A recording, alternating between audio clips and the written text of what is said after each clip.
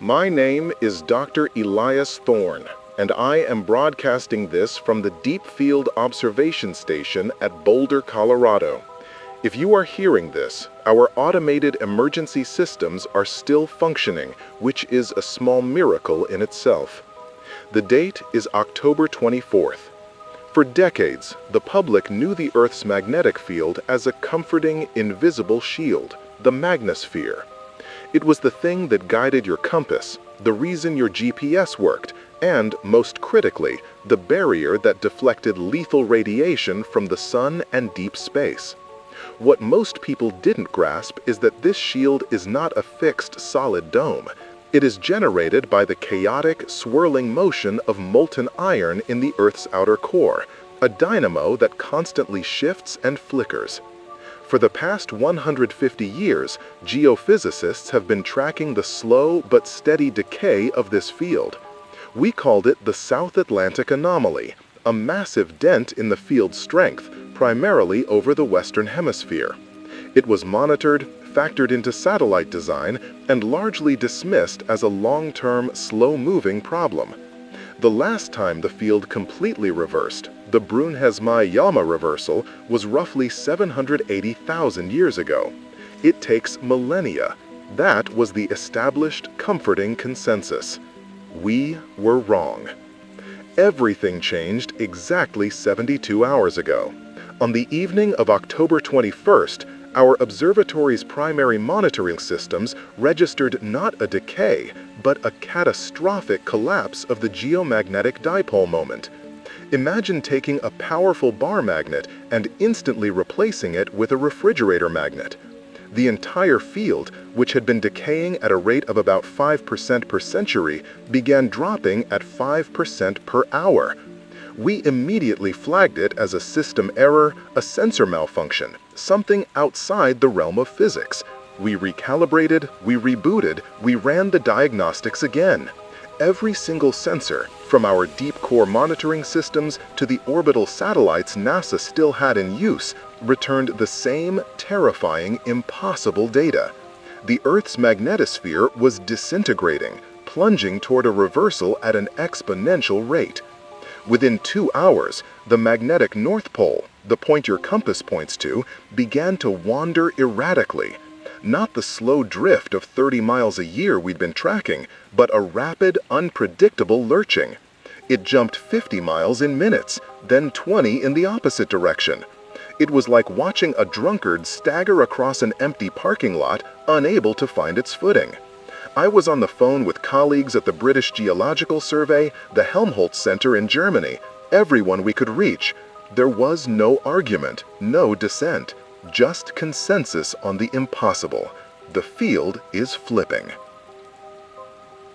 The first sign most of the world noticed wasn't in a lab, but in their pockets. At 11:30 p.m. Eastern, GPS failed. Not a temporary outage, not a network error. The global positioning system relies on incredibly precise models of the Earth's magnetic and gravitational fields to calculate satellite orbits and signal propagation. When the core's magnetic moment began to spasm, that model became useless garbage in milliseconds. Navigation systems worldwide, commercial airliners, shipping tankers, military drones, your phone, they all instantly lost their fundamental reference point. We watched the global air traffic map go from a dense spiderweb of lights to a terrifying blank canvas within 30 minutes. Hundreds of planes were suddenly flying blind, relying on archaic inertial guidance and ground control that was already being overwhelmed. Then came the infrastructure failures. The magnetosphere is our shield against solar particle events and galactic cosmic rays. As the shield collapsed, these high-energy particles slammed into the upper atmosphere, causing unprecedented ionization. The atmosphere was turning into a high-resistance soup. That ionization immediately began to play havoc with high-voltage power lines and transformers. Geomagnetically induced currents surged through the continental grid systems. We saw massive transformer blowouts across the Midwest, the eastern seaboard, and large parts of Asia. Not just localized power outages, but cascading failure on a scale that made the 2003 blackout look like someone tripped over a cord. Whole regions went dark, silently, catastrophically, as the very physics of the planet rebelled against the flow of electricity. But the most unsettling early indicator, the one that transcended technology and spoke to something ancient, came from the animal kingdom. We take for granted that countless species use the Earth's stable magnetic field to navigate. Migratory birds, sea turtles, even simple bacteria. They have magnetoreceptors, biological compasses that have evolved over 500 million years to rely on a consistent, strong, polarized field. When that field dissolved into chaos, their internal navigation systems must have turned into a violent, incomprehensible noise. Reports began flooding into our old analog emergency radio bands. Reports that were dismissed by early responders as hysteria or local poisoning. Birds falling from the sky, not thousands, but millions. Migratory flocks stripped of their internal map, crashing into buildings, spiraling into the ground, disoriented and panicking. In the Atlantic, whales began beaching themselves in record numbers. Their deep-sea magnetic roots suddenly scrambled. The noise in the core was causing a worldwide biological psychosis. And then there was the light. For those of us in the lower latitudes, across the central United States, through the Caribbean, over Europe, the sky began to show what should have been impossible. The aurora borealis, the northern lights, which normally dances harmlessly at the poles where the magnetic field channels radiation, was now visible everywhere. But it wasn't the gentle green shimmer of travel brochures. It was a terrifying, pulsing curtain of crimson and violet. It was so intense, it looked like the air itself was on fire. The atmospheric ionization was so severe that the light was blinding, casting deep, unnatural shadows. I spoke to a contact in Miami, and he described watching the aurora from his rooftop, a phenomenon he should never have seen in his life, feeling the hair on his arms stand up from the static charge. That was the warning. The compass needle was lying, the skies were burning, and the shield was gone. The technological collapse was the first wave. The second wave, the real existential threat, was already upon us. Unfiltered radiation. For the next 36 hours, the Earth is moving through a period of maximum field instability as the magnetic poles race toward a full reversal, a process that is impossibly happening in weeks instead of millennia. The magnetic field will temporarily approach zero. What this means, listeners, is that for a time, we have no magnetosphere. We are now exposed to solar and cosmic radiation at levels normally reserved for deep space missions. Initial data from the few functioning orbital assets suggests a radiation flux increase of over 500% at ground level. This is not a theoretical threat. This is a clear and present danger to all complex terrestrial life. I need you to understand two things. First, seek deep shelter immediately. This means basements, subway tunnels, parking garages, anything that puts several feet of rock, earth, or concrete between you and the open sky. Do not rely on your cellular network. They are gone.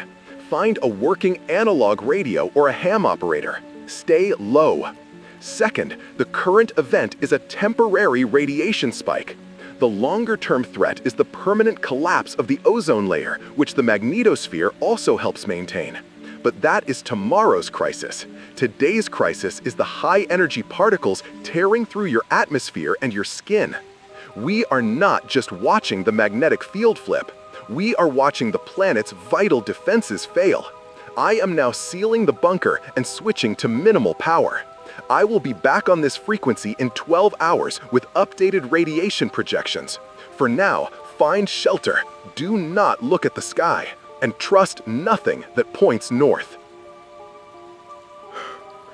This is Dr. Elias Thorne, broadcasting from the emergency bunker at Boulder.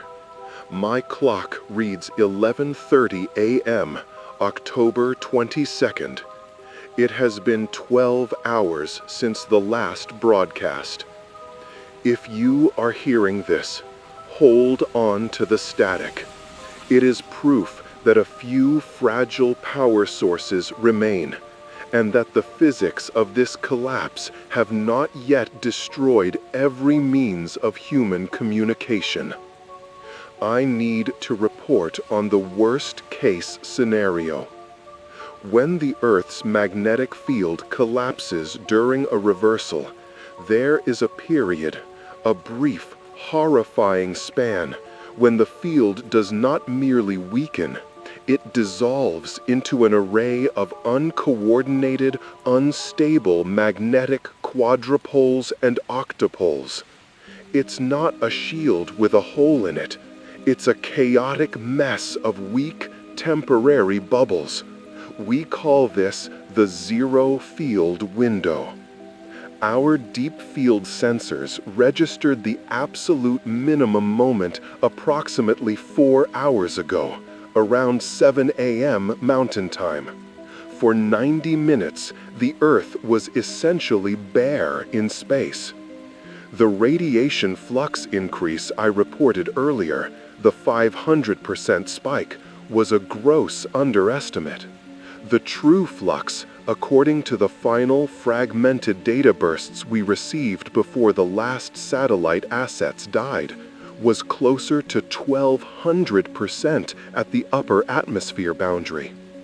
The atmosphere, of course, still offers some protection, but it's like replacing a steel door with a screen door. The visible effects of this zero field window were immediate and terrifying.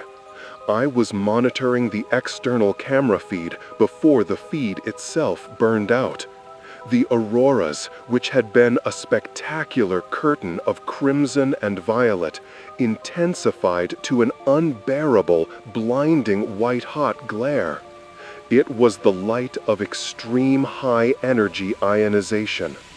Anyone exposed to that sky during that 90-minute window, even briefly, without heavy shielding, sustained non-recoverable cellular damage. I am speaking about acute radiation poisoning, the kind of damage that leads to organ failure within days. We can only pray that most people heeded the automated warnings and sought the deepest possible shelter. The sun rose this morning over a world essentially unprotected, bathing it in a lethal, invisible energy. We are now past the absolute minimum, and the field is weakly attempting to re-establish a polarity, but it's still negligible, maybe 5% of its normal strength, and utterly unstable. The danger is not over. It has simply changed. The second phase of this disaster is the ultraviolet catastrophe. The magnosphere doesn't just block charged particles, it also plays a crucial role in maintaining the ozone layer.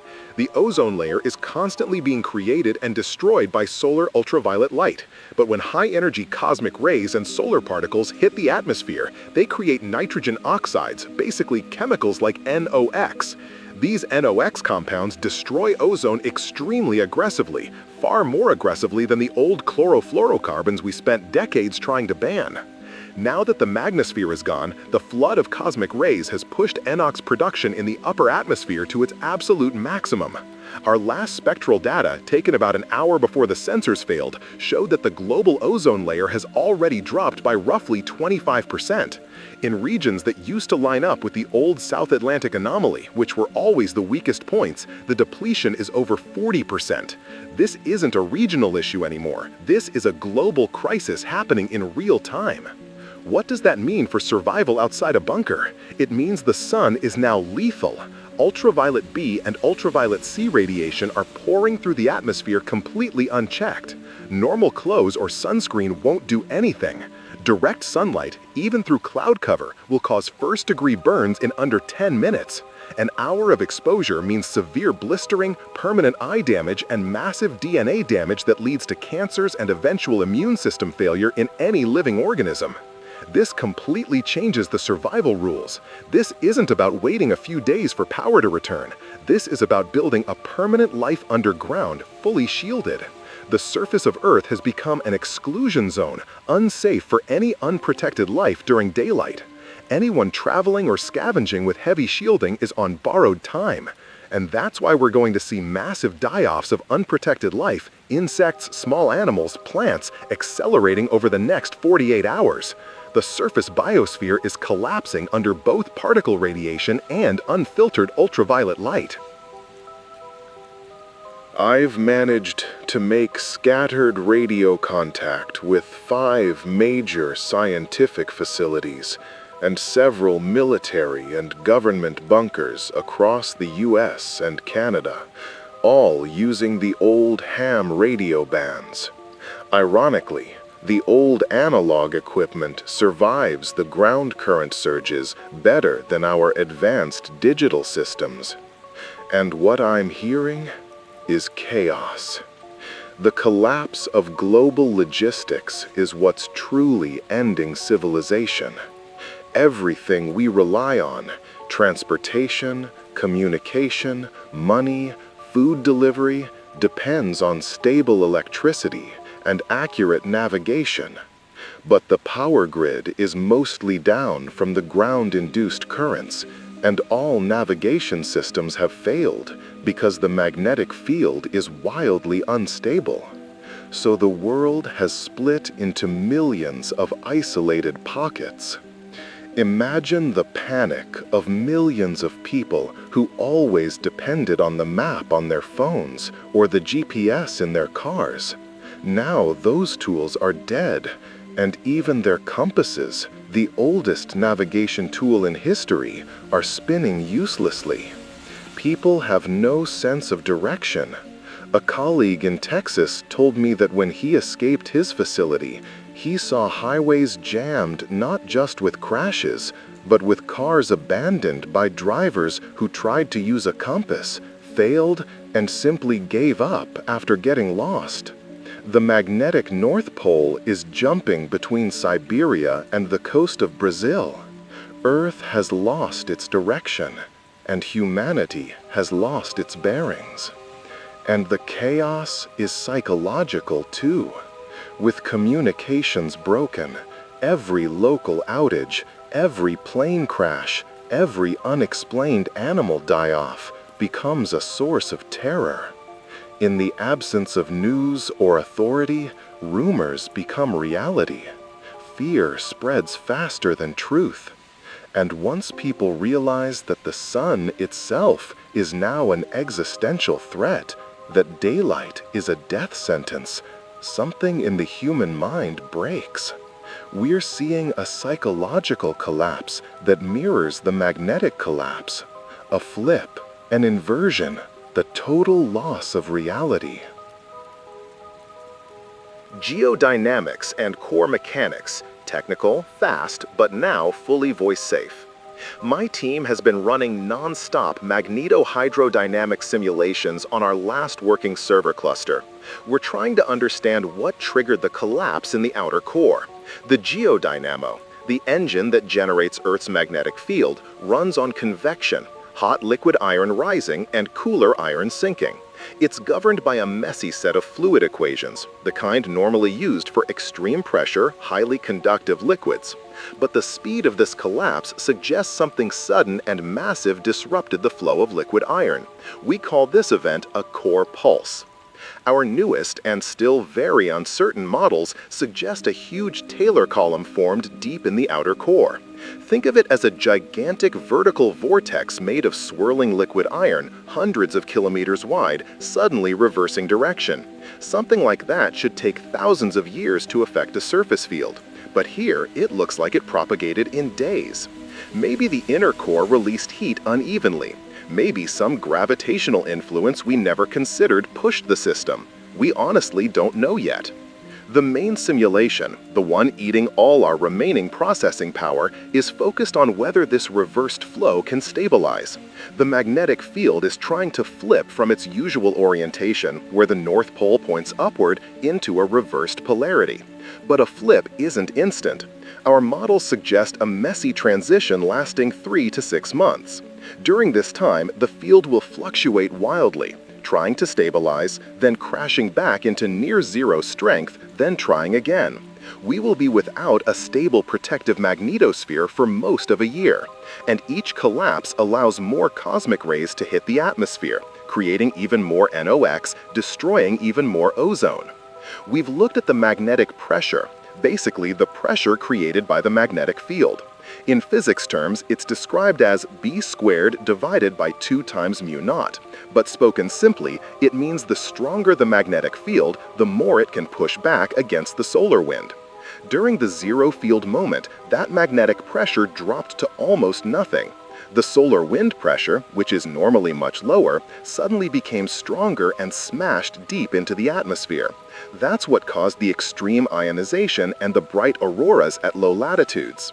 We think the blast of cosmic rays and solar particles was so intense that it ionized even the lower atmosphere, something that almost never happens. That kind of deep ionization could create totally new and unpredictable weather systems, charged air, plasma-like storms, lightning patterns we've never modeled.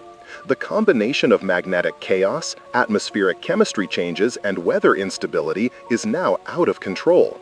Even after the field eventually settles, Earth may face decades of strange weather and unpredictable storms. Understanding this won't save lives right now, but it's essential for long-term planning for any group living deep underground. The zero-field reality is over, but the sunlight is still deadly. The ozone layer is too damaged to recover in any human-relevant time frame. We now have to live with an exposed Earth.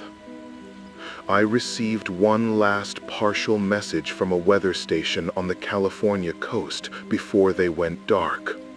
It was just a single reading. The Schumann resonance, which is like Earth's natural electromagnetic heartbeat, was distorted far beyond normal ranges. Even the planet's pulse is failing. Our immediate goal is simple: shielding. We're rationing power between the radio and the air filtration. We're sealing every possible opening against ultraviolet light. Going outside is limited to a few minutes at most, only under deep cover and only with the thickest opaque protection. If you're listening to this and you don't have a bunker, you must improvise. Heavy blankets, dark cloth, anything fully opaque. The new world is a world of shadows. Survival now happens underground. The surface belongs to the unfiltered sun and the chaotic sky. I'll broadcast again in 24 hours with updates on the magnetic reversal and any new contact from the outside world. Until then, stay silent, stay deep, and trust no light from above. We live in the darkness now, and we have to learn how to survive it. This is Dr. Elias Thorne. It is now 11:30 a.m., October 24th, 3 full days since the core pulse initiated the catastrophic reversal. We're still stuck in this turbulent, barely stable state, just a faint shadow of a magnetic field, flickering between 3% and 8% of what it should be. We're past the initial zero field window, but the worst effects are only now starting to show. The sun, which for billions of years has been the giver of life, has become the primary executioner. The initial NOx production during those zero field moments has stopped increasing, but the damage is already locked in. The ozone layer is now sitting at an average of 30% depletion across the entire planet, and in certain hotspots, areas where the collapsing field funneled incoming particles, we're seeing losses above 45%. The immediate and visible result is the surge of UVC and UVB radiation hitting the ground. UVC, which the atmosphere normally blocks completely, is now reaching us at measurable and extremely dangerous levels. UVC is the most energetic and harmful type of ultraviolet radiation, a powerful germ killer and a violent mutagen. We've received scattered, horrifying radio messages, sometimes just one broken sentence from coastal watchtowers. They're reporting that the ocean surface is changing color. Phytoplankton and other microscopic organisms living at the surface, the very base of the entire marine food chain, are being sterilized by the UVC penetration.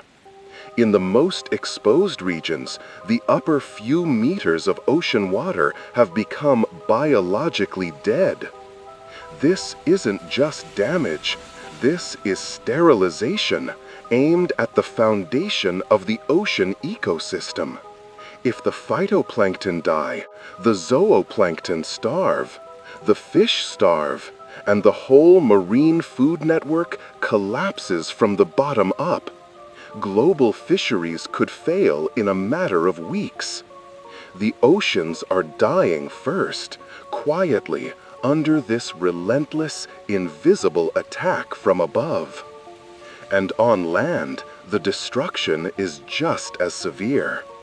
Any plant that relies on photosynthesis, grass, crops, leaves, anything exposed to direct sunlight is showing immediate breakdown. Premature browning, black patches, and shredded DNA. Their protective wax layers are being destroyed. Within 48 hours of exposure, almost all unprotected plant life is dead, unless it was already killed earlier by frost or dehydration. This is an agricultural wipeout far faster than any nuclear winter or volcanic ash event. The food chain is being severed right at the beginning. Oxygen production is not yet threatened, but the global food supply absolutely is, and it's collapsing right now.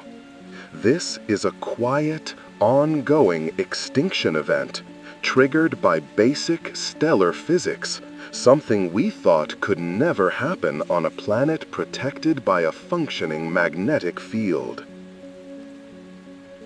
The immediate radiation crisis forced almost everyone underground, but the societal collapse above ground is speeding up. We're charting what I can only call the infrastructure graveyard. The massive geomagnetically induced currents, the GIC surges that fried the power grid, are now creating long-term secondary failures. The upper atmosphere is so heavily charged thanks to the unstoppable particle flux that even low-frequency radio waves are being disrupted. Communication is unpredictable, unstable, and only works in small regions. Only ultra-low frequency signals and a few amateur high-frequency bands occasionally punch through the noise. This means that even if governments still have working bunkers, they can't command or coordinate beyond about 50 miles. There is no long-range control anymore. Transportation is still frozen. The planes that did manage to land only survived through instinct and terror, relying purely on line-of-sight flying and old ground-based radars. And those are now failing due to power loss. With the global navigation satellite systems down, any ship or aircraft attempting long-distance travel is essentially blind, on a planet where even magnetic compasses are useless because the field is spiraling out of control. Over 90% of commercial and military aircraft are grounded. Global logistics are frozen. That means no mass relief efforts, no long-distance food transport, and no coordinated military response. We've effectively been thrown back to 1800s level mobility, but with 8 billion people depending on 21st century global supply chains. The early radiation spikes also damaged millions of kilometers of buried fiber optic and copper lines, not by destroying the cables themselves, but by overloading the repeaters and amplifiers with induced electrical currents. They're now too weak to move digital signals. Our global digital nervous system has essentially suffered a stroke. Nodes can barely whisper to each other. We believe the only long-term communication method that might work is extremely low bandwidth, non-digital telegraph-style pulses, strong enough to cut through the ionized atmosphere.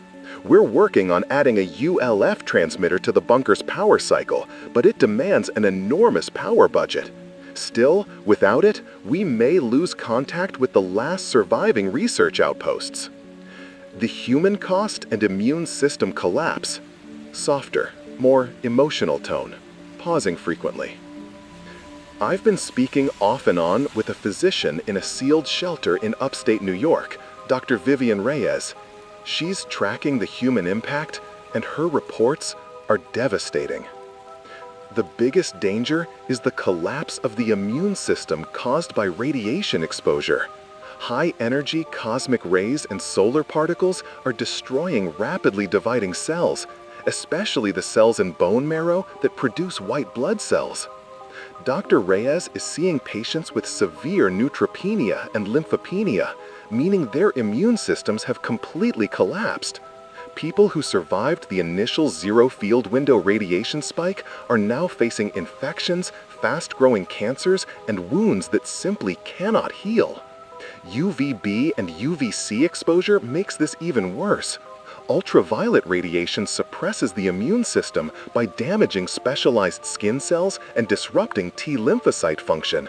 The result is a population that has been chemically poisoned by radiation and simultaneously stripped of its ability to fight disease. Dr. Reyes estimates that among survivors who were exposed for more than an hour in the past 72 hours, the mortality rate may reach 80% within the next month. Not because of the magnetic reversal itself, but because their immune systems can no longer protect them. This makes triage nearly impossible. Anyone moving on the surface without heavy shielding is, medically speaking, already in the terminal phase of radiation sickness. The psychological damage is just as severe. The unnatural auroras, the glowing signs of atmospheric destruction, are triggering widespread fear, panic, and sensory overload. Dr. Reyes reports deep dissociative states in survivors who simply cannot process what they've seen. The sun turning into a lethal lamp, compasses spinning wildly, the sky lighting up with colors that should never be here. Surviving the body, surviving the mind is another. We've refined the core pulse models. The new data shows that the sudden torque applied to the outer core wasn't evenly distributed. It was concentrated in a ring-like region beneath the Pacific Ocean. Maybe an unprecedented interaction at the inner core boundary, or maybe a massive unexpected convection cell coming from the core mantle boundary. Our simulations of the magnetic field lines, described by the vector potential and the magnetic induction, meaning the curl of that potential, reveal something terrifying.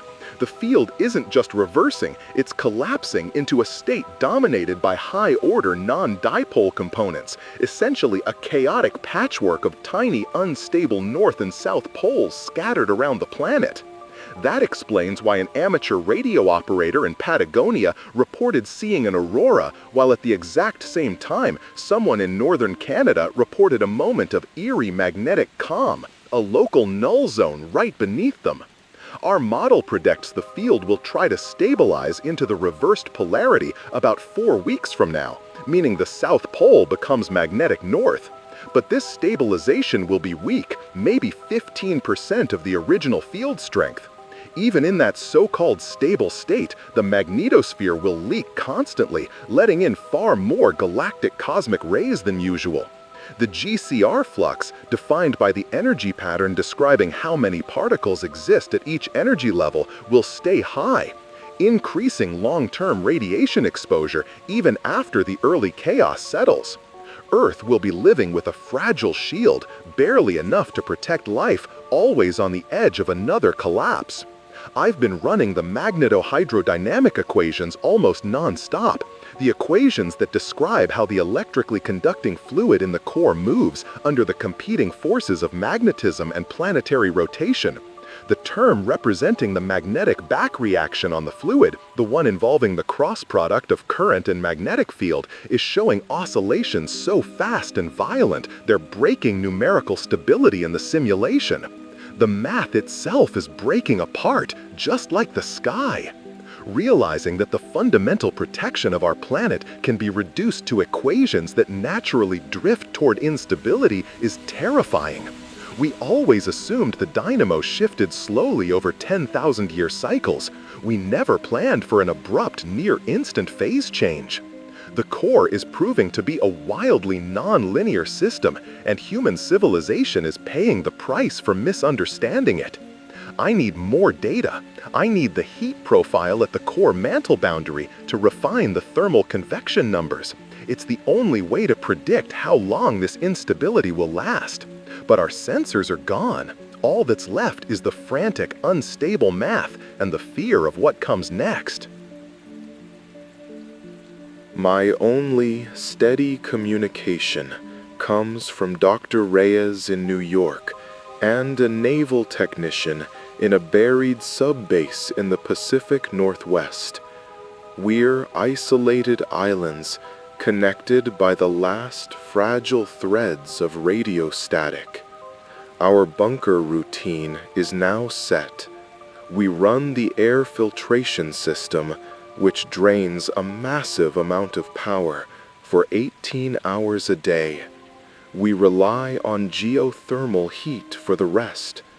Every watt, every calorie, every waking hour is managed like a precious resource. We keep a constant watch on external radiation levels, which continue to spike at 10 times the safe limit, forcing us to stay underground. The surface has become myth, a place of lethal sunlight, shattered communication, and frozen silence. I've begun to catalog all the data, knowing full well it may never be used by any functioning civilization. This archive may become something future archaeologists look at, survivors who eventually dig through the ruins and try to understand how the world fell apart. This morning, I spent 2 hours cleaning the old radio antenna, a relic from before everything went digital. It felt almost ceremonial, a physical reminder that somewhere out there, someone might still be listening. Someone might still be alive. We're 12 feet below solid rock, breathing recycled air, shielded from the lethal sunlight that's killing the world above. We're safe, but only in a narrow, engineered sense. Safety isn't planetary anymore. It's architectural. The sky, seen only through the grainy emergency camera feed, is still pulsing red and violet, a constant warning. The sun isn't our ally, it's just something we used to filter. And now, that filter is gone.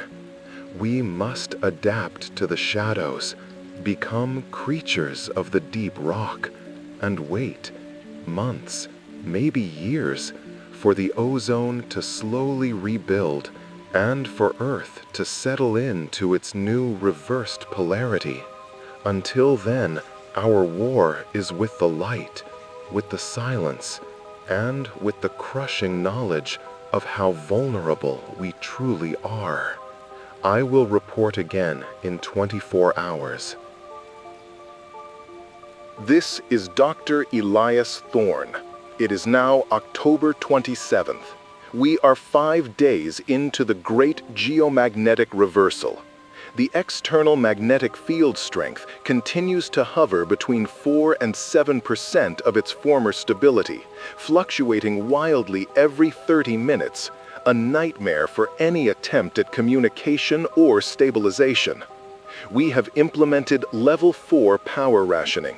The air filtration system, our single most vital asset, now consumes 80% of our available geothermal energy during its 18-hour cycle. The remaining 20% is split between the radio transmitter and the essential monitoring equipment.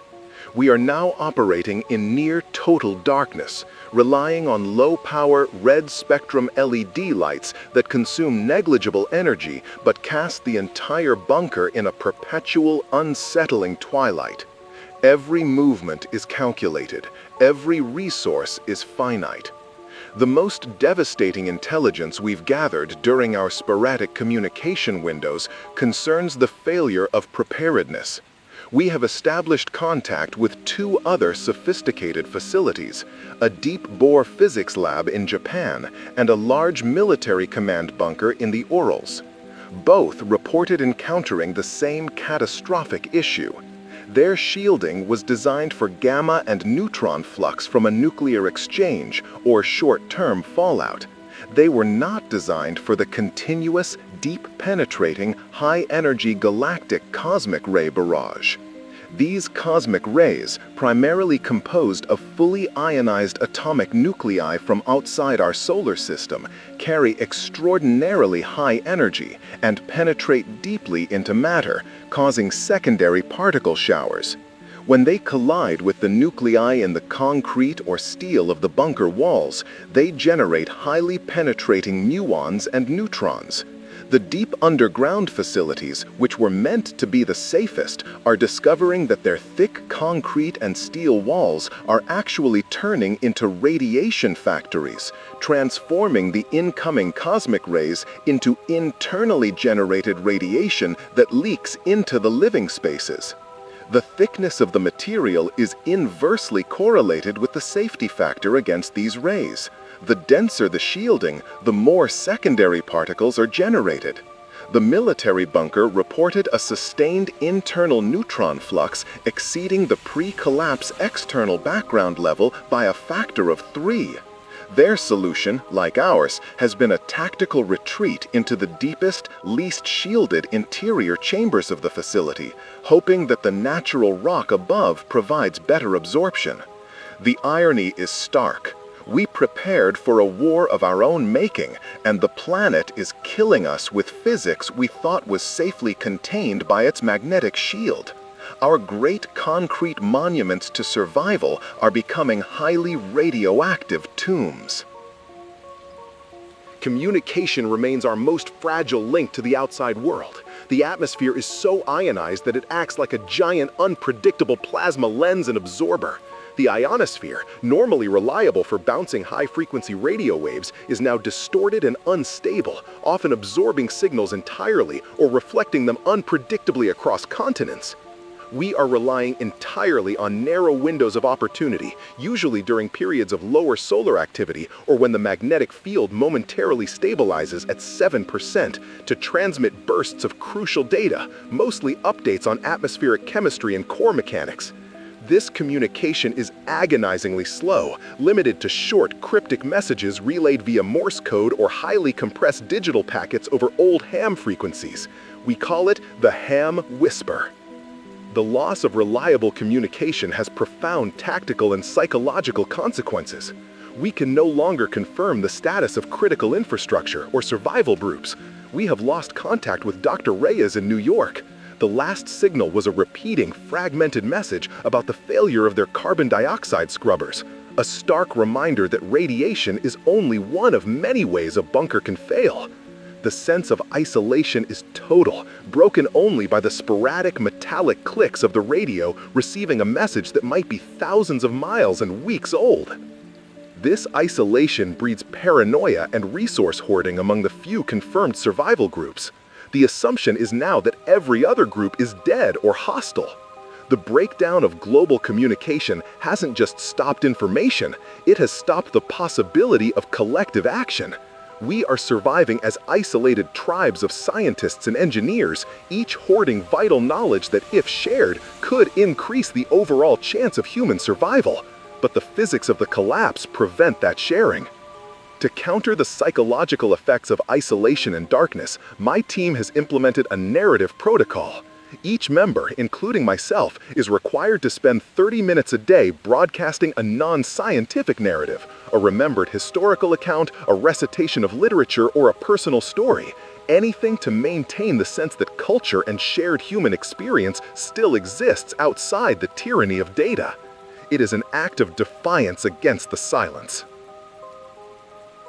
Our atmospheric monitoring, though many external sensors are failing, still provides analysis of the air drawn into the filtration system.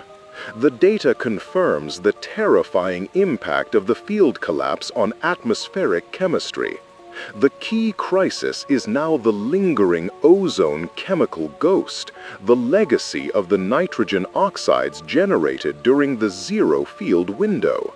The main destruction mechanism remains the catalytic cycle involving nitric oxide and nitrogen dioxide. The reactions proceed like this. First, nitric oxide reacts with ozone to form nitrogen dioxide and oxygen. Then, nitrogen dioxide reacts with atomic oxygen to regenerate nitric oxide and produce oxygen. The net effect is that one ozone molecule and one oxygen atom turn into two oxygen molecules. The crucial detail is that nitric oxide acts as a catalyst. It is consumed in the first reaction but regenerated in the second, meaning a single nitric oxide molecule can destroy thousands of ozone molecules. The unprecedented influx of cosmic rays during the initial collapse created an overabundance of nitrogen oxides deep in the stratosphere. This nitrogen oxide mixture has a long residence time, slowly sinking into the mid and lower atmosphere, where it continues to destroy ozone. Furthermore, the high ultraviolet flux reaching the lower atmosphere is triggering complex chemical reactions involving existing pollutants and atmospheric components. We are detecting elevated levels of peroxyacetyl nitrate, a powerful lung irritant and plant toxin, and highly reactive hydroxyl radicals. These radicals, normally cleaning the atmosphere, are now producing novel toxic compounds that we cannot fully identify. The air itself has become a corrosive, toxic mixture. The filtration system is not just removing particles, it is performing chemical neutralization, rapidly depleting our limited stores of potassium iodide and filters. Breathing safe air has become an enormous energy-intensive project, putting a hard cap on how long any unresourced bunker can maintain viability. Reports of animal die-offs continue, shifting from initial disorientation to mass extinction. The initial causes were navigational collapse and radiation sickness. The secondary causes are starvation and ultraviolet damage. Insect populations, highly susceptible to UV radiation and rapid chemical changes, are collapsing. Insects are the primary pollinators and a key link in the terrestrial food chain. Their absence means that even if a plant survives shaded UV exposure, it cannot reproduce. The silence outside our bunker is no longer just the absence of human communication. It is the silence of the insects, the cessation of the background hum of the biosphere. The world is dying not with a bang, but with the quiet failure of its most fundamental biological processes. We retrieved a small geological sample from a collapsed research outpost 50 miles north. It contained microscopic, highly disorganized magnetite crystals, the mineral many organisms use for navigation. These crystals, which should align with the magnetic field, show no order. The Earth itself is confused, unable to impose fundamental geometric order. However, deep within the sample, we identified a minute cluster of iron-rich bacteria, a type of magnetotactic bacteria. Instead of dying, these organisms overproduced magnetite crystals in a desperate attempt to sense and adapt to the fluctuating field. Life is already trying to adapt to this chaotic magnetic reality by fundamentally altering its internal structure. The question remains, can complex life, like us, adapt on this compressed timeline? Or is this new environment only suited for the most resilient microbial organisms? We have run long-term projections. Even in the most optimistic scenario, no further major solar flares, stable reversed polarity in 3 months, the ultraviolet catastrophe will persist for 7 to 10 years. That is the time required for nitrogen oxides to gradually leave the stratosphere and for natural processes to rebuild the ozone layer to a marginally safe level. 10 years of subterranean existence. 10 years of relying on finite resources. 10 years of rationing power, food, and sanity. This is the new baseline for human persistence. Survival is no longer about fighting a single enemy. It is about managing a multi-factor decay curve.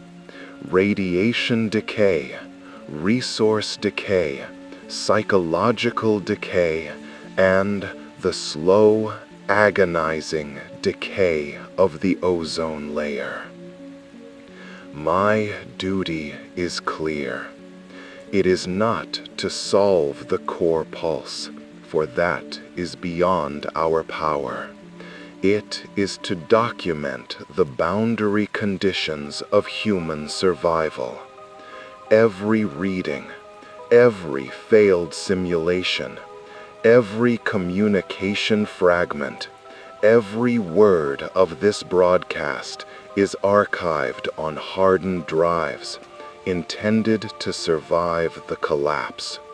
Future survivors will need this data to understand contamination zones, safe magnetic orientation, and critical time-to-safety thresholds. This broadcast is no longer a warning. It is an archival record of the world's final week of safety, narrated by a man who watched the Earth's shield fail. I am signing off to conserve power for the next transmission window. We are in a fight for the long haul now, a war against the sun that we can only win by staying in the deepest, darkest trenches the Earth has to offer. This is Dr. Elias Thorne. It is now October 31st. We have survived the first 10 days of the geomagnetic collapse, a period that will forever be known as the Decade of Darkness. For the first time since the core pulse, our deep field seismometers, which monitor the mechanical shuddering of the core, have registered a distinct, sustained harmonic signal. This is not the chaotic noise of the zero field window. This is the reversal's shadow. It is the first tenuous sign that the liquid iron in the outer core is organizing itself into a new, stable flow pattern. The Earth's core is attempting to flip its switch. For approximately 12 hours, the external magnetic field strength has stabilized at a low but consistent 8.5% of the pre-collapse norm. More critically, the field is showing a coherent inverted dipole moment. The magnetic lines of force, which previously emerged from the geographic south and looped back into the geographic north, are now consistently doing the reverse, emerging from the north and looping back into the south. This is the reversed polarity state, a faint, fragile shadow of the shield that protected us for the last 780,000 years. This observation is the most profound scientific development since the collapse. It means that the period of chaotic fluctuation may be slowly giving way to a new, albeit dangerously weak, equilibrium. The magnetic North Pole is now stabilizing in the general vicinity of the geographic South Pole, currently drifting erratically but consistently within a 500-mile radius of Antarctica. Conversely, the magnetic South Pole is tentatively stabilizing in the high Arctic. We immediately began running new magneto-orientation algorithms based on this reversed low-strength field. The goal is to develop the first functional, if rudimentary, new polarity compass. This is a purely academic exercise for those of us deep underground, but for any survivor attempting long-distance travel on the surface, a fleeing group, or those seeking resources, a functional compass, even one pointing south, is the difference between directed movement and fatal blind wandering. The algorithm must account for the current 8.5% strength and the extreme angle of magnetic inclination, the vertical tilt of the field lines now exaggerated due to the weakness. We are programming a digital readout that compensates for the massive secular variation we are still experiencing. The complexity is immense, but the psychological value of having directional truth, however inverted, is incalculable. The new, if weak, magnetic stability offers a perilous opportunity to address our most pressing survival crisis, power. The same chaotic, rapid magnetic shifts that generated the destructive geomagnetically induced currents which destroyed the power grid are now being leveraged by my team for power generation. GICs are electric currents induced in long conductors, like power lines or pipelines, by time-varying magnetic fields originating from the ionosphere. While unstable, the newly forming reversed field is still time-varying, offering a faint, fluctuating potential. We have deployed an experimental, highly shielded antenna array, a massive, spool-like coil of copper wire buried deep in the rock overburden, designed to act as an enormous inductive loop. The concept is based on Faraday's law of induction. A changing magnetic flux through a coil generates an electromotive force, or voltage.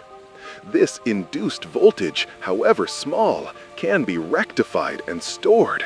We are tapping into the Earth's magnetic chaos itself for energy.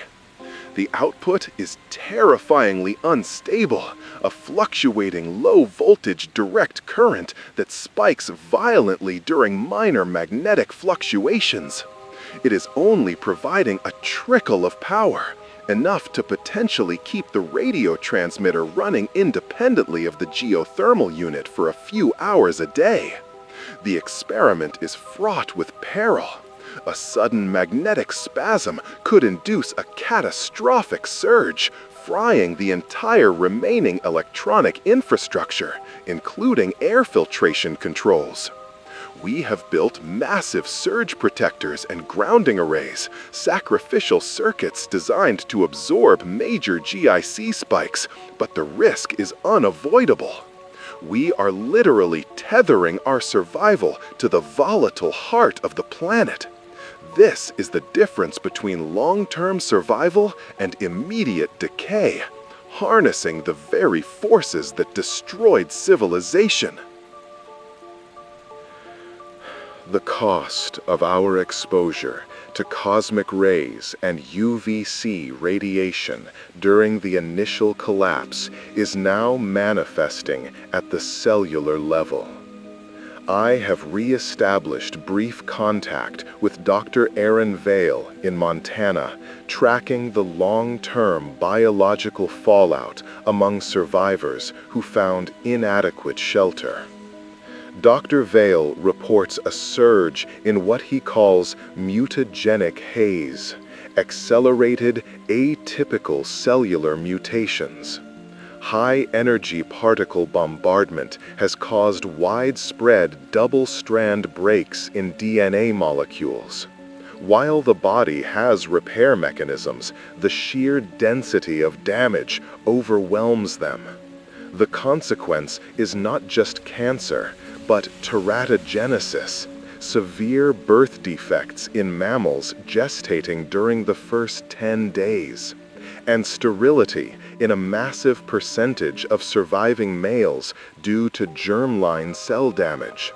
The immediate reproductive capacity of humans has been severely compromised, creating a biological bottleneck.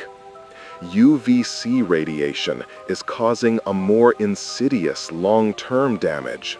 UV-induced protein cross-linking and thymine dimer formation in the DNA of plants and surface organisms. The consequence on the planet is profound. Only organisms capable of rapid DNA repair, thick protective cuticles, or aggressive melanin production will survive. The biosphere emerging from this reversal will be fundamentally different. A hardened, darkly pigmented, aggressive evolution toward radiation tolerance. Life that survives will be tougher, darker, and chemically protected, adapting to a lethal sky that was always there, now unmasked. The political order of the world has evaporated, not with warfare, but in the silence of unreliable maps. Complete GPS failure and the chaotic magnetic field rendered all modern logistics impossible. Armies cannot coordinate maneuvers. Governments cannot track food. Law enforcement cannot patrol. Only small, localized groups can survive, enforced by proximity and strength. The nation-state is functionally dead, replaced by a global network of isolated, frightened settlements. This has given rise to the cartography of fear. My contact, a former military cartographer, is now creating a new map of North America using celestial navigation and the new polar compass. Their map is of radiation plumes, contamination zones, and confirmed survival nodes.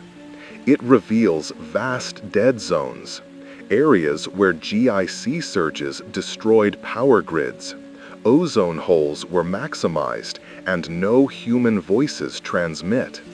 These zones, often dense former population centers, are now essentially terra incognita.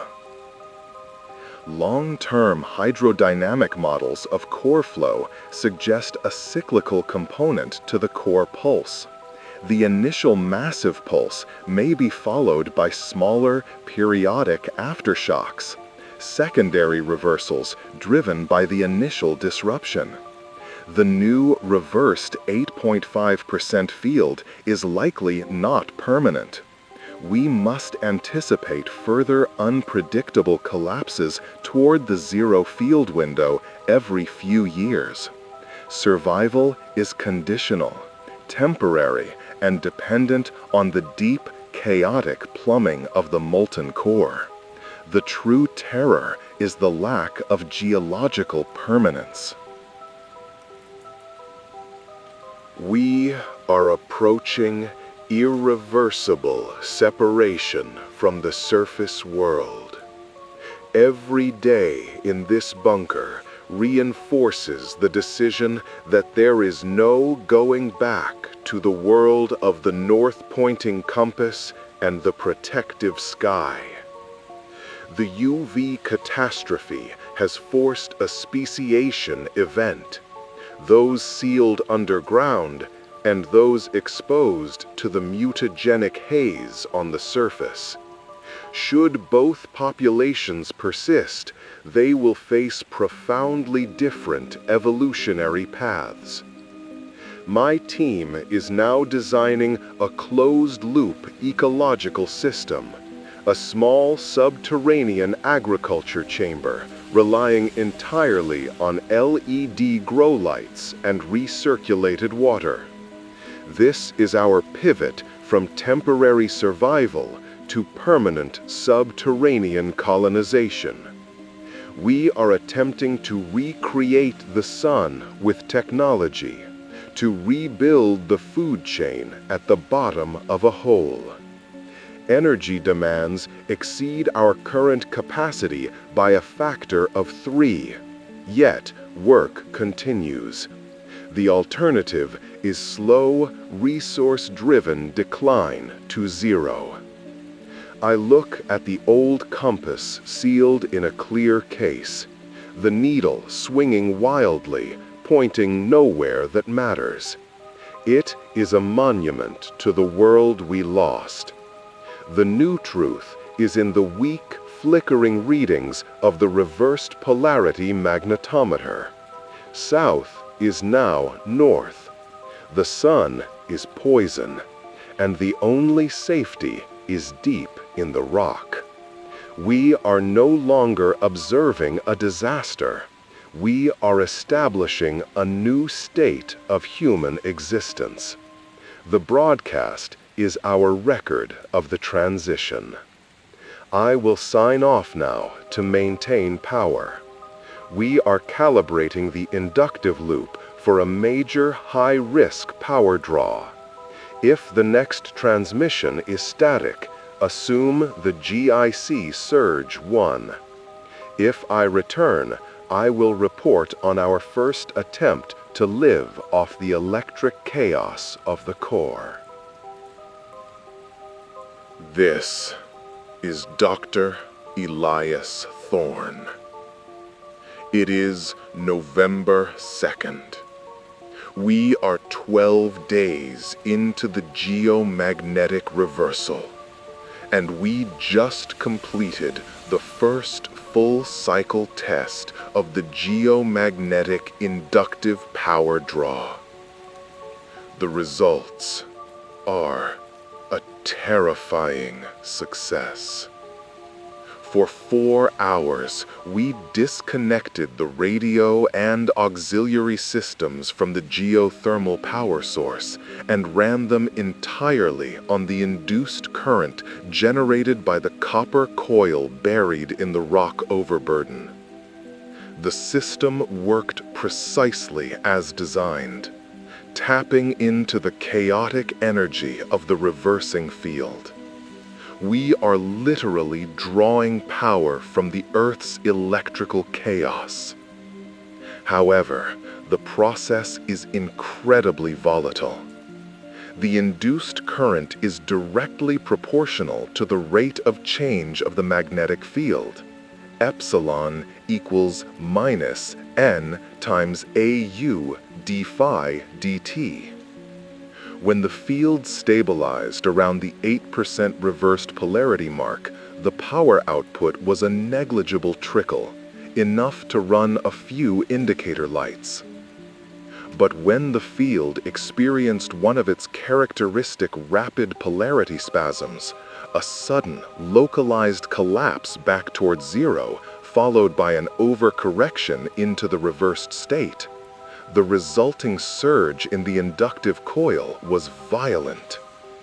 We saw a voltage spike that exceeded our calculated tolerance by nearly 400%. The massive sacrificial grounding array we installed vaporized, absorbing the bulk of the current, but the surge still kicked back into the main bunker bus bar. We lost 3 highly sensitive spectrographic sensors and the backup server running our hydrodynamic core models. The failure of the models is a critical loss. We are now effectively blind to the predictive geometry of the core flow and must rely purely on real-time external sensor data, which is itself erratic. The cost of this power independence is clear. Every watt we draw from the field is a direct risk to the viability of the entire bunker. We are perpetually balancing on the knife edge between energy production and catastrophic infrastructure failure. The decision has been made to limit the inductive draw to 2 short bursts per day, enough to recharge emergency radio batteries and give the main geothermal generator a crucial period of low-demand rest. This small gain buys us maybe 6 to 8 weeks of total endurance, pushing our resource depletion curve further into the future. It is a desperate measure, but one that proves human ingenuity can briefly harness the very forces of planetary destruction. The new magnetic field, despite its weakness, is having a profound, if subtle, effect on residual technology. We are observing a navigational schism on the surface. Any attempt to use pre-collapse compasses or magnetic navigation systems now yields data that is not only wrong, but incoherent. The magnetic inclination, the vertical dip of the field lines, is now highly exaggerated due to the low field strength. Near the mid-latitudes, the magnetic force vectors are almost horizontal, confusing traditional compasses. But near the stabilizing new magnetic North Pole, currently drifting near the geographic South Pole, the field lines point sharply upward instead of downward, leading to profound disorientation for any equipment designed for the old physics. We have transmitted the new polarity compensation algorithm in a repeating Morse code burst during every inductive power cycle, hoping a surviving group can receive and decode it. The algorithm mathematically inverts the magnetic reading and compensates for the extreme inclination, giving a functional south as north direction. This is not just a technical fix, it is a psychological anchor.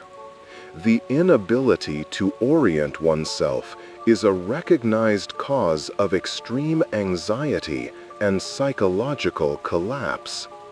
By giving survivors a new, inverted truth, we are giving them a means to reclaim cognitive control over their environment. This new reality of inverted direction also affects remaining military assets. The few submarines still running rely on incredibly precise internal navigation systems that compensate for Earth's magnetic signature. These systems are now spitting out complete garbage, rendering any long-distance submerged travel effectively blind. The world's strategic military balance has been replaced by a global game of pin the tail on the donkey, with every surviving major asset functionally immobilized due to the loss of spatial truth. The chaos of the core has achieved what thousands of nuclear weapons never could: the effective disarmament of planetary powers through magnetic impotence. We undertook our first surface emergence 12 hours ago. The objective was simple: retrieve a few highly radiation-hardened geological instruments placed near the bunker entrance before the collapse, and, more critically, observe the external world directly. The event was meticulously planned. We synchronized our exposure to the period of minimum solar flux. We wore makeshift radiation suits, heavy, lead-lined fabric layered over our thickest clothing, offering minimal but critical attenuation against secondary radiation. Our time on the surface was capped at 7 minutes. Stepping out of the airlock was like crossing into a photographic negative of reality. The light, even at its minimum, was a deep, sickly ochre and crimson, filtered through the heavy atmospheric haze of pollutants and GCR-induced ionization. The sky was still pulsing with the continuous, omnipresent aurora, even during the day, a faint, perpetual reminder of the missing shield. But the most jarring element was the silence. No birdsong, no insect hum, no distant traffic. The wind, strong, whistled through the dead, black branches of exposed high-altitude trees with an eerie, hollow sound. The exposed vegetation was uniformly dead, not merely brown, but carbonized and brittle from intense UVC exposure. The world smelled metallic and acrid, the ongoing chemical decay of the contaminated air. We are now living on a planet where the very air is an olfactory weapon. My geological colleague, Marcus, had a near-immediate dissociative episode upon viewing the sky. He kept repeating, "The sun is wrong. The light is wrong. It's too bright and too dark all at once." The psychological trauma of witnessing a familiar, benevolent world transformed into an alien, lethal landscape cannot be overstated. We retrieved the instruments, but the cost was high. We are now dealing with the psychological fallout of having seen the apocalypse in daylight. The bunker is not just a shelter, It is now a psychological isolation chamber, protecting us from the unbearable visual truth of our new environment. Dr. Vale, the physician in Montana, provided a critical update during a brief radio window. He reports the onset of the second wave of immunological collapse. The first wave was acute, radiation-driven destruction of immune cells. The second wave is the chronic, long-term failure caused by UV-induced immunosuppression. Even survivors who sought immediate shelter but were exposed for minutes in the first 48 hours are now seeing their immune defenses systematically crippled. Dr. Vale described cases of simple, common infections, a minor cold, a skin abrasion, escalating rapidly into lethal systemic crises because the body's T-cell response has been fundamentally compromised by UV damage. The consequence is that the human body has lost its immunological memory and its immediate defense capacity. This has profound evolutionary implications. For human survival to be long-term, the species must either remain perpetually shielded or evolve radical UV resilience. This could involve a massive increase in melanin production, leading to universally dark skin pigmentation across the species, or, more drastically, the development of internal chemical defenses, such as highly aggressive DNA repair enzymes capable of coping with constant solar bombardment. The reversal has initiated a compressed, brutal evolutionary selection process. Those who are not protected and those whose DNA repair mechanisms are slow are being systematically eliminated from the gene pool. The next generation of humanity, if conceived and carried to term in safety, will be radically different from the one that existed before the core pulse. The core is not just flipping polarity, it is rewriting our biology.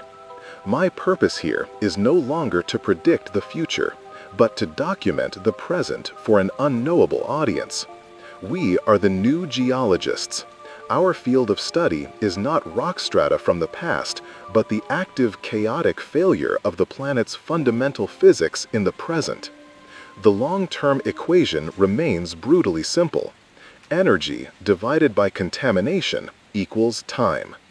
Our ability to generate power against the threat of GIC surges divided by our ability to neutralize UVC and the NOx chemical ghost will determine our survival. I have begun to realize the most important resource we hoard is not food or power, but sanity.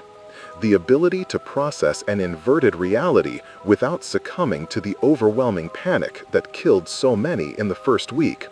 We fight panic with data. We fight chaos with ordered documentation. Every broadcast, every log entry, every salvaged piece of scientific truth is an anchor against the tide of collapse. The silence outside is the sound of the world ending, and our voice on this fragile radio frequency is the sound of human persistence, a quiet refusal to vanish into the geological record. We will continue to run the inductive draw, risk the surges, and transmit our inverted truths into the global silence.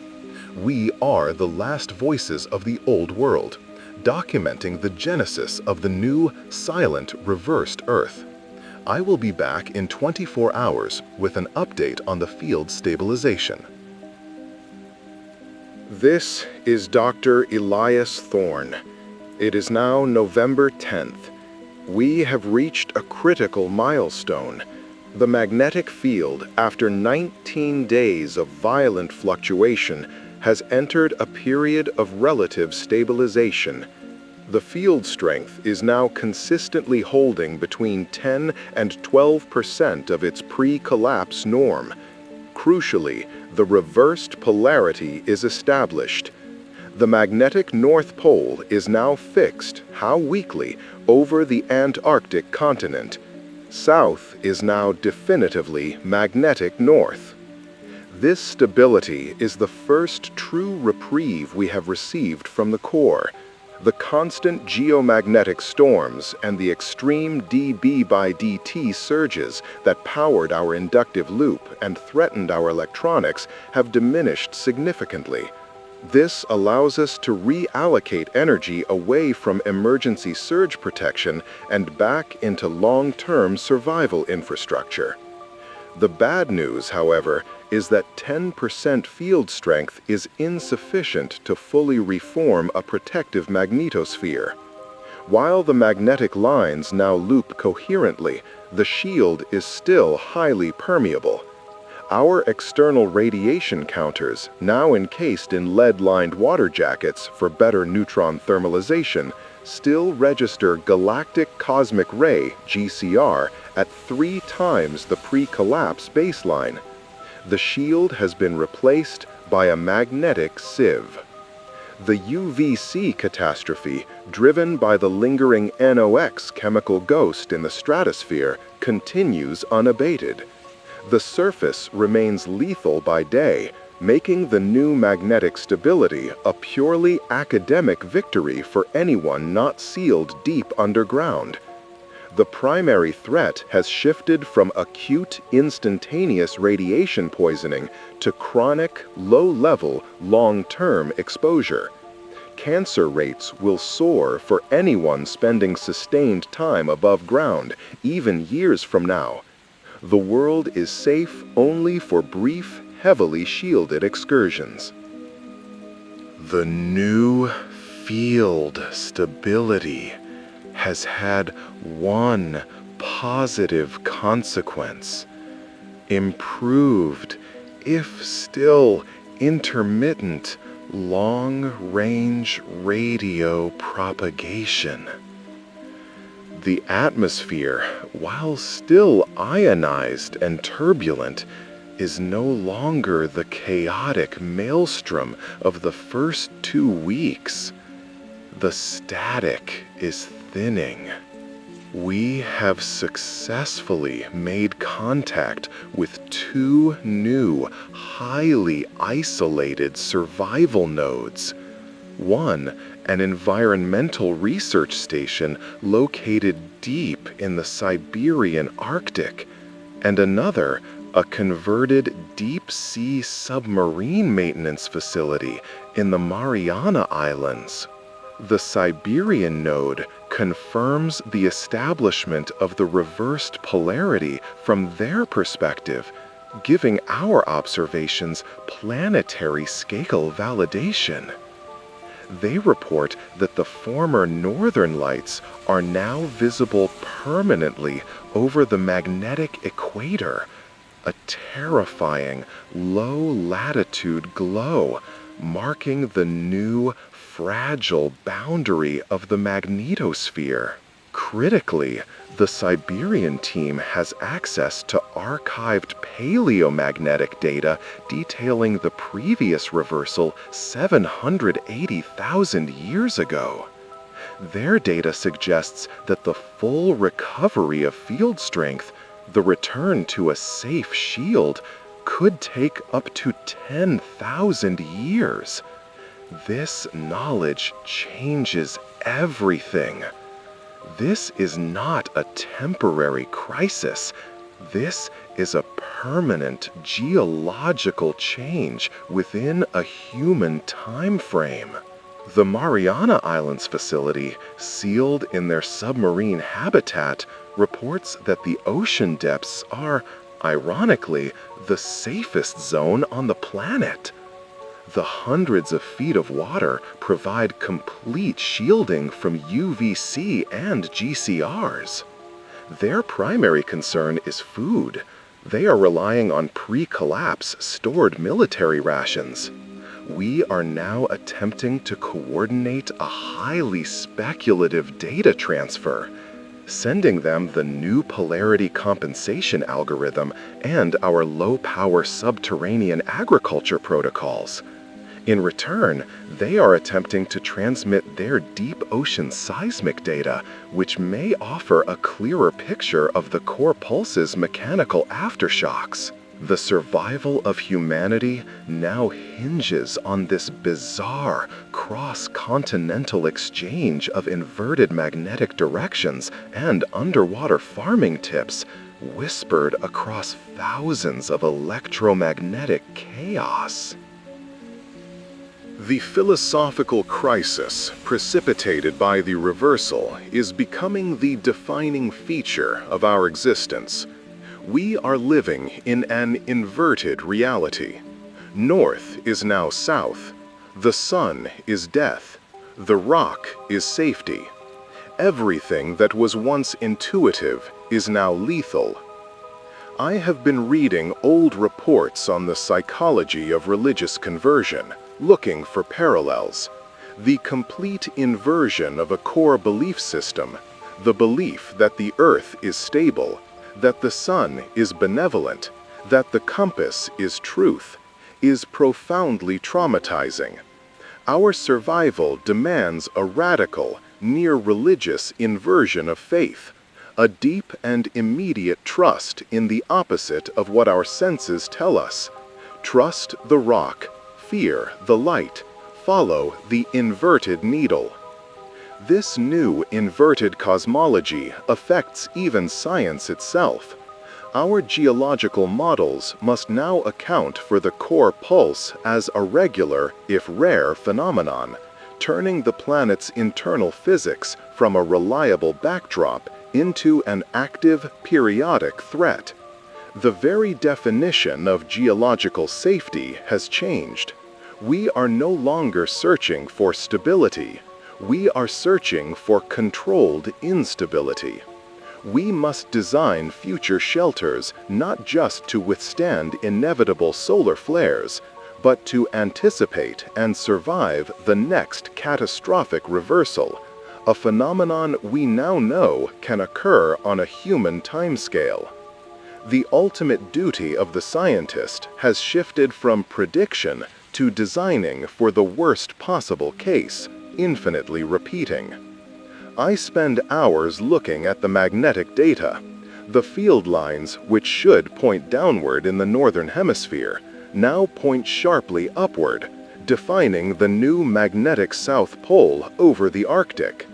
This anti-geomagnetic geometry is the truth of our new world.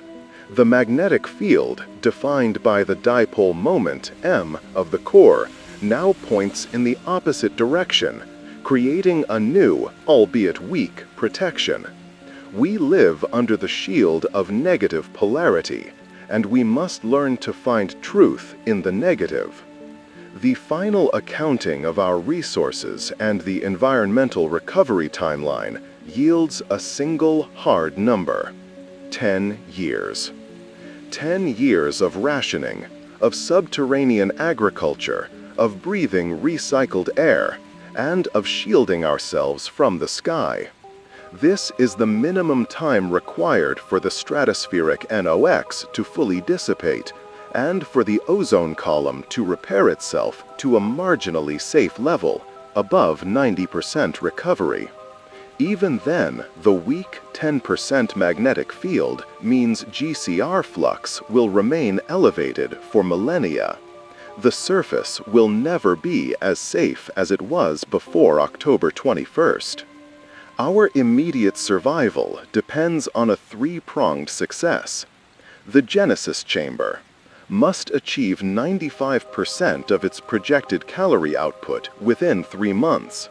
The power draw.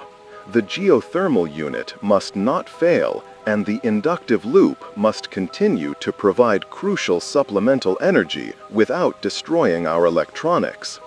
The network. We must maintain at least one stable communication to prevent psychological collapse and share vital long-term data. We are the seed group, a tiny, fragile collection of scientists clinging to existence 12 feet beneath the surface, preparing for a decade-long winter beneath a poisoned sun. Our broadcasts are no longer for help. They are for the record, for the future, and for the sanity of those speaking them. We are documenting the genesis of the next world, A world where the only certain direction is south, and the only reliable shield is the rock. I must sign off now to preserve power for the Genesis chamber. The lights must run. I will be back in 24 hours to report on the first germination.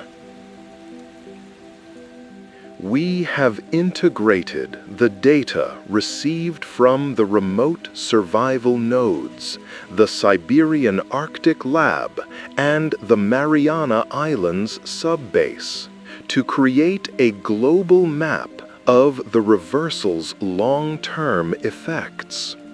The conclusions are grim, confirming our worst environmental projections. The surface sterilization event is complete. Outside the tropics, where residual atmospheric insulation is slightly better, the collapse of the food web is nearly total. The UVC/GCR-induced mutagenic haze has done its work. The environment that remains is hostile, dominated by resilient, dark pigmented fungi and bacteria, and the few specialized radiation-tolerant plant species that manage to survive the initial exposure under natural rock overhangs or deep shade. The human speciation is confirmed. The survivors are now categorized into two groups: the deep shelters, us, the Siberian group, the Mariana group, and the surface scavengers. The scavengers, exposed to chronic, elevated radiation, are suffering accelerated aging, neurological damage from heavy cosmic ray penetration, and the persistent second-wave immunological collapse. While they persist in pockets, their long-term viability is measured in years, not decades. We, the deep shelters, have gained time at the cost of irrevocable isolation and total dependence on complex technology. The magnetic reversal has permanently divided the human species into the technologically sustained few and the biologically doomed majority. Furthermore, the atmospheric chemistry shows only agonizingly slow improvement. The stratospheric NOx burden remains high. Even the most optimistic models now place the time to safety threshold, the point where unprotected surface exposure is no longer immediately lethal, at 15 years, 5 years longer than our previous projections. This is due to the chemical feedback loop. The high UVC radiation reaching the lower atmosphere is creating secondary ozone-depleting radicals, compounding the problem. The sun remains an existential, permanent threat that will define the next generation of human existence.